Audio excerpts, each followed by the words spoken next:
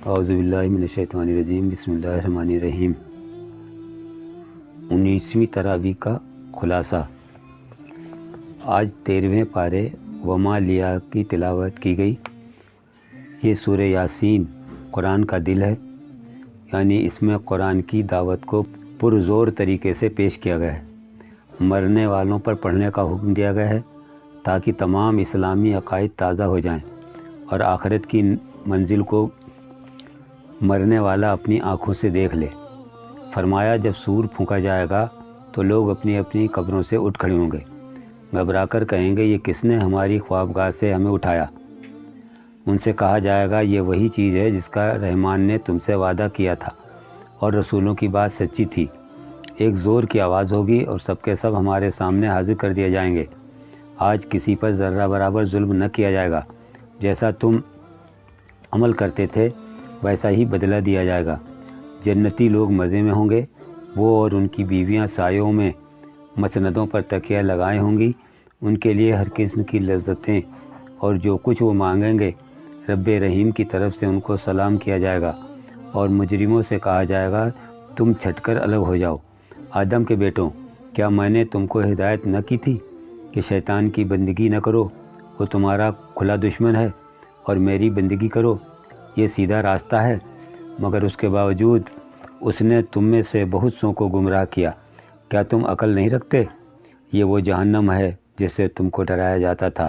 اب اس میں چلے جاؤ کہ تم انکار کرتے تھے۔ آج ہم ان کے منہ پر مہر لگا دیں گے، ان کے ہاتھ بولیں گے، پاؤں گواہی دیں گے، یہ دنیا میں جو کچھ کرتے تھے۔ اللہ کے رسول صلی اللہ علیہ وسلم کو عجیب انداز میں تسلی دی گئی کہ لوگ آپ کی مخالفت میں جو کچھ کر رہے ہیں ان کا غم نہ کیجیے۔ جو لوگ اللہ پر پھبتیاں کسنے سے باز نہیں آتے، اگر وہ آپ صلی اللہ علیہ وسلم کا مذاق اڑائیں تو یہ کوئی تعجب کی بات نہیں، ان کا معاملہ اللہ پر چھوڑ دیجیے۔ فرمایا کیا انسان نے غور نہیں کیا کہ ہم نے اس کو پانی کے ایک بوند سے پیدا کیا تو وہ ایک کھلا ہوا دشمن بن کر اٹھ کھڑا ہوا، اور اس نے ہم پر ایک پھپتی چست کی اور اپنی پیدائش کو بھول گیا۔ کہتا ہے کہ بھلا ہڈیوں کو کون زندہ کر سکتا ہے جبکہ وہ بوسیدہ ہو جائے گی؟ کہہ دیجئے ان کو وہی زندہ کرے گا جس نے ان کو پہلی مرتبہ پیدا کیا تھا۔ وہی ہے جس نے تمہارے لیے سرسبز درخت سے آگ پیدا کر دی اور تم اس سے آگ جلا لیتے ہو، یعنی تم سرسبز درخت سے جو شاخیں لیتے ہو اور ان کو آپس میں رگڑ کر آگ جلا لیتے ہو، تو خدا کے لیے راکھ اور مٹی کے اندر سے زندگی نمودار کرتے کیا دیر لگتی ہے؟ اس کا معاملہ تو بس یوں ہے کہ جب وہ کسی بات کا ارادہ کرتا ہے سو کہتا ہے ہو جا، اور وہ ہو جاتی ہے۔ بس پاک ہے وہ ذات جس کے ہاتھ میں ہر چیز کا اختیار ہے، اور اسی کی طرف تم لوٹائے جاؤ گے۔ اس کے بعد سورہ صافات میں اللہ تعالیٰ نے کفار مکہ کو بتایا کہ جس نبی صلی اللہ علیہ وسلم کی تم مخالفت کر رہے ہو وہ عنقریب تم پر غالب آ جائے گا، اور تم اللہ کے لشکروں کو خود اپنے صحن میں اترتا ہوا دیکھ لو گے۔ بس اے نبی صلی اللہ علیہ وسلم ذرا کچھ مدت تک انہیں ان کے حال پر چھوڑ دیجئے اور دیکھتے رہیے، عنقریب یہ بھی خوب دیکھ لیں گے۔ حضرت اسماعیل علیہ السلام کی بے مثال قربانی کا ذکر ہے۔ جب حضرت ابراہیم علیہ السلام نے دعا کی اے میرے پروردگار مجھے ایک نیک بیٹا عطا فرما، پھر ہم نے ایک صابر بیٹے کی بشارت دی۔ وہ لڑکا بڑا ہوا تو ایک روز ابراہیم علیہ السلام نے کہا بیٹا میں نے خواب دیکھا کہ میں تمہیں ذبح کر رہا ہوں، بیٹا تیرا کیا خیال ہے؟ اس نے کہا ابا جان جو کچھ آپ کو حکم دیا جا رہا ہے اسے کر ڈالیے، انشاءاللہ آپ مجھے صابروں میں سے پائیں گے۔ آخر کو جب ان دونوں نے سر تسلیم کم کر لیا اور ابراہیم علیہ السلام نے بیٹے کو ماتھے کے بل گرا دیا کہ ذبح کریں، ہم نے اسے ندا دی، کہا اے ابراہیم تو نے خواب سچ کر دکھایا، ہم نیکی کرنے والوں کو ایسی ہی سزا دیتے ہیں۔ یقیناً یہ ایک کھلی آزمائش تھی، اور ہم نے ایک بڑی قربانی فدیے میں دے کر اس بچے کو چھڑا لیا اور بعد کے لوگوں میں اسے جاری کر دیا۔ سلامتی ہو ابراہیم علیہ السلام پر، ہم نیکی کرنے والوں کو ایسا ہی بدلہ دیتے ہیں۔ یقیناً وہ ہمارے مومن بندوں میں سے تھا۔ اسی صورت میں اللہ تعالیٰ کے حکم کا انتظار کیے بغیر بستی چھوڑ کر چلے گئے تو اللہ تعالیٰ ان سے ناراض ہوا۔ راستے میں وہ کشتی میں سوار ہوئے اور زیادہ افراد کی وجہ سے وہ ڈگمگانے لگی، چنانچہ قرآن اندازی کی گئی کہ किसे कश्ती से उतरना होगा। कुरा हज़रत यूनुस अलैहिस्सलाम के नाम निकला और वो समंदर में उतार दिए गए। फिर मछली ने उन्हें निगल लिया। उन्हें अपने कसूर का एहसास हुआ। अल्लाह ताला से उन्होंने तस्बीह पढ़कर माफ़ी मांगी, ला इलाहा इल्ला अंता सुबहानका इन्नी कुन्तु मिनज़ ज़ालिमीन। अगर यूनुस अलैहिस्सलाम मछली के पेट में इस्तिग़फ़ार न करते तो क़यामत तक मछली के पेट में पड़े रहते। आखिरकार बड़ी सकीम हालत में मछली ने उन्हें एक चटियल ज़मीन पर फेंक दिया और वही कुदरती तौर पर अल्लाह ने एक बेलदार दरख्त उगाया जिसका फल उन्होंने खाया। फिर वो अपनी कौम की तरफ आए, उन्हें इस्लाम की दावत दी। वो सब मुसलमान हुए, एक अरसे तक रहे। पाक है आपका रब, इज़्ज़त का मालिक, उन तमाम बातों से जो ये बना रहे हैं, और सलाम है रसूलों पर और सारी तारीफ़ रब्बुल आलमीन के लिए है। पाक है आपका रब, इज़्ज़त का मालिक, उन तमाम बातों से जो ये बयान कर रहे हैं, और सलाम है रसूलों पर और सारी तारीफ़ अल्लाह रब्बुल आलमीन के लिए है।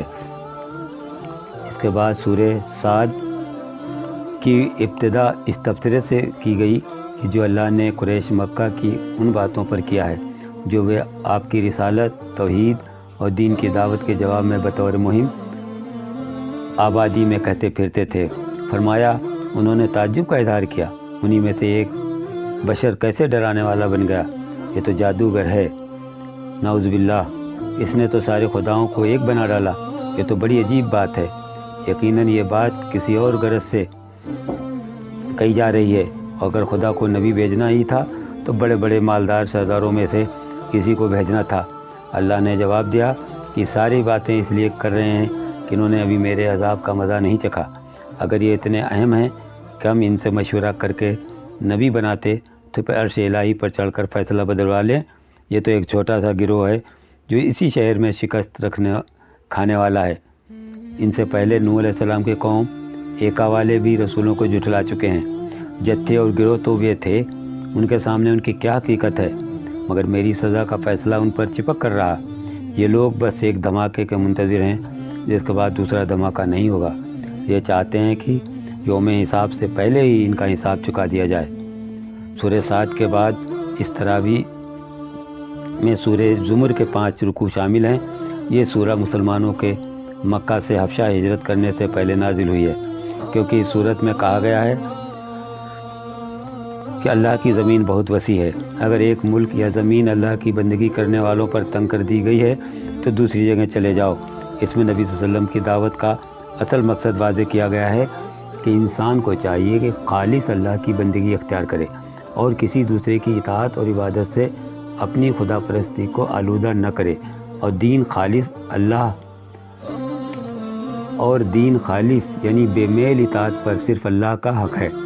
रहे वे लोग जिन्होंने उसके सिवा दूसरे सरपरस्त बना रखे हैं और कहते हैं कि हम इनकी इबादत सिर्फ इसलिए करते हैं कि वह अल्लाह तक हमें पहुंचाने का ज़रिया हैं। अल्लाह यकीनन इनके दरमियान उन तमाम बातों का फैसला कर देगा जिनमें वे इख्तलाफ कर रहे हैं, यानी खुदा तक पहुंचाने का ज़रिया बनने वालों के मुतालिक भी इनमें कोई इत्तेफाक नहीं। सूरज, चाँद, तारों को देवता और ज़रिया बनाए हुए हैं, कोई किसी को और कोई किसी को। इसका सबब यह है कि इनमें से किसी के पास इल्म नहीं है कि किसकी बिना पर उनके खुदा तक पहुंचाने का ज़रिया होने का यकीन हो सके, और न कभी अल्लाह के पास से कोई नामों की फहरिस्त आई है कि सब उनको इस हैसियत से मान लें। बस अंधी अकीदत में महज अपने क़यास से अपने पिछलों की अंधी तकलीद करते चले आ रहे हैं, इसलिए इख्तलाफ होना ज़रूरी है। फिर अल्लाह ने उन्हें काज़िब कुफ़ार कहा है और कहा है अल्लाह किसी ऐसे शख्स को हिदायत नहीं देता जो झूठा और मुनकरे हक़ हो, यानी ऐसे लोग झूठा गढ़ा हुआ अक़ीदा लोगों को में फैलाते हैं। फिर फरमाया कि अगर अल्लाह चाहता किसी को अपना बेटा बनाए तो अपनी मखलूक ही में से किसी को ये मुकाम देता। चुनांचे पाक है वो इससे कि किसी को बेटा बनाए। वो अल्लाह है अकेला गालिब। ये मुकाम कुरान के मुश्किल मुकामात में से है। इसका वाज़े मतलब यह है खुदा जिसको भी बेटा बनाता है वो बहरहाल मखलूक होता है, और मखलूक खुदाई में शरीक नहीं हो सकती। हाँ, मखलूक सिर्फ़ बरगुज़ीदा बुज़ुर्ग हो सकती है। इसलिए अल्लाह ने किसी को बेटा नहीं बनाया। बनाता तो तुम्हें ज़रूर ख़बर करता। उसने अपने रसूलों को बरगुज़ीदा किया है, मगर वो भी उसके बंदे और रसूल हैं, उलूहियत में शरीक नहीं है। خدا اور کائنات کی صحیح تعلق کے بارے میں وضاحت کی کہ اس نے آسمانوں اور زمین کو برحق پیدا کیا ہے، وہی دن پر رات اور رات پر دن کو لپیٹتا ہے۔ اس نے سورج اور چاند کو اس طرح مسخر کر رکھا ہے کہ ہر ایک مقررہ وقت تک چلا جا رہا ہے۔ جان رکھو وہ زبردست ہے اور درگزر کرنے والا ہے۔ اس نے تم کو ایک جان سے پیدا کیا ہے، وہ وہی ہے جس نے اس جان سے اس کا جوڑا بنایا، اور اس نے تمہارے لیے مویشیوں سے 8 نر و مادہ پیدا کیے۔ وہ تمہاری ماؤں کے پیٹوں میں 3 باریک پردوں کے اندر تمہیں ایک کے بعد ایک شکل دیتا چلا جاتا ہے۔ یہی اللہ تمہارا رب ہے، بادشاہی اسی کی ہے، کوئی معبود اس کے سوا نہیں۔ پھر تم کدھر پھرتے جا رہے ہو؟ اگر تم کفر کرو تو اللہ کو تمہاری کوئی پرواہ نہیں، لیکن وہ اپنے بندوں کے لیے کفر کو پسند نہیں کرتا، اور اگر تم شکر کرو تو وہ اسے تمہارے لیے پسند کرتا ہے۔ یاد رکھو کوئی بوجھ اٹھانے والا کسی دوسرے کا بوجھ نہیں اٹھائے گا۔ آخر کار تم سب کو اپنے رب کی طرف پلٹنا ہے، پھر وہ تمہیں بتا دے گا کہ تم کیا کرتے رہے ہو۔ وہ تمہارے دلوں کا حال تک جانتا ہے۔ اب کیا وہ شخص جس کا سینہ اللہ نے اسلام کے لیے کھول دیا ہے اور وہ اپنے رب کی طرف سے ایک روش پر چل رہا ہے، اس شخص کی طرح ہو سکتا ہے جس نے ان باتوں سے کوئی سبق نہیں لیا؟ تباہی ہے ان لوگوں کے لیے جن کے دل اللہ کو نصیحت کی طرف سے سخت ہو گئے ہیں، وہ کھلی گمراہی میں پڑے ہوئے ہیں۔ ہم نے اس قرآن میں لوگوں کو طرح طرح کی مثالیں دی ہیں کہ یہ ہوش میں آ جائیں۔ ایسا قرآن جو عربی زبان میں ہے، جس میں کوئی ٹیڑھ نہیں ہے، تاکہ وہ برے انجام سے بچیں۔ اللہ ایک مثال دیتا ہے کہ ایک شخص تو وہ جس کے مالک بہت سے بدمزاج آقا ہوں اور ہر ایک اس کو اپنی طرف کھینچ رہا ہو کہ وہ اس کی خدمت کریں، اور سب ایک دوسرے سے خلاف حکم جاری کرتے ہوں، اور جس کی خدمت کرنے یا حکم ماننے میں وہ کوتاہی کرے، وہی اسے ڈانٹنے پٹکارنے لگے اور سزا دینے پر تل جائے۔ اس کے برخلاف وہ شخص ہے جس کا صرف ایک ہی آقا ہو اور اسے بس ایک ہی خدمت کرنی ہے، اس کو راضی کرنا ہو۔ کیا ان دونوں کا حال برابر ہو سکتا ہے؟ سوچو، کون امن اور چین میں رہے گا، ایک کا غلام یا بہت سے آقاؤں کا غلام؟